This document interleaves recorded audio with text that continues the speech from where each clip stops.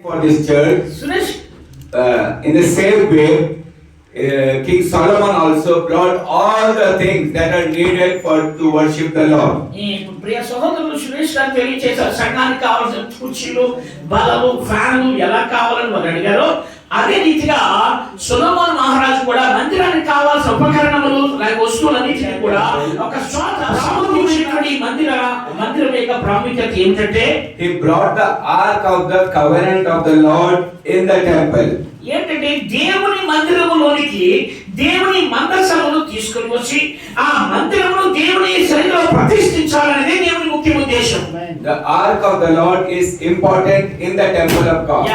ఆ దేవుని మందిరములో ప్రాముఖ్యమైన విషయం ఏంటంటే దేవుని మందిరములో ఉండాలి. What is the ark of the Lord? ఆయన మందసం యొక్క ఏంటి? It is a wooden box. అది చెక్కతో చేయబడినటువంటి ఒక పెట్టె.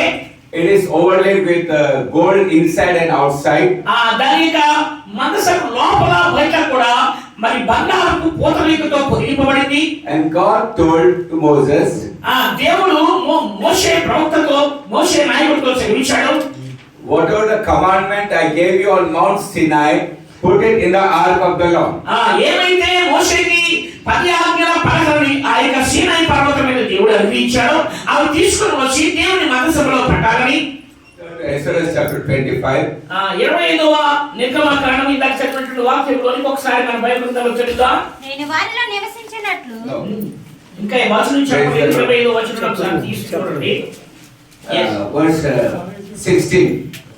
16వ వచనం ఆ చూడండి. మందసంలో నేను నీకిచ్చు శాసనములను ఆ మందసములో నేను నీకిచ్చు శాసనములను ఉంచవలెను. That's enough. What did God told Moses? ఏ విషయాన్ని చెప్పాడు మోషేతో దేవుడు? The word of God or the commandments which he received on Mount Sinai, it was written on the tables of stone, and God told Moses to put that word in the ark which he prepared. మోషేతో మరి నాయకుడని మోషేతో సీనాయి పర్వతం మీద ఏదైతే 10 ఆజ్ఞలు ఇచ్చాడో ఆ 10 ఆజ్ఞల పలకలను తీసుకుని మందసంలో పెట్టమని మోషే ప్రవక్త ద్వారా దేవుడు మోషేకి తెలియజేశాడు.